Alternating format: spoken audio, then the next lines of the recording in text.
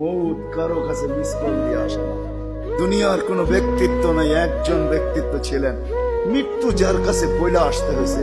আল্লাহ নিজে বলছেন মালাকুল মৌতকে, বন্ধুর কাছে যাবে, অনুমতি দিলে ঢুকবে, নাইলে ঢুকবে না। অনুমতি নিয়ে বুকে হাত রাখবে, নাইলে রাখবে না। আমার বন্ধুর অনুমতি ছাড়া হাত রাখবে না বুকে। একজনই দুনিয়াতে ব্যক্তিত্ব ছিল যার কাছে অনুমতি নিয়ে আসছে, কারো কাছে আজ পর্যন্ত অনুমতি নিয়ে আসে আর আসবেও না। সত্য এটাই। এই জন্য আসেন, ওই জান্নাত, এটাই আমাদের ছোট জীবনটার উদ্দেশ্য। এই জন্যই আল্লাহ ডেলি ডাকে, 5 বেলা ডাকে, গ্যারান্টি দিয়া ডাকে, সিল লাগা ডাকে। ইদা সালুহা সালুহা সাইরুল আমাল।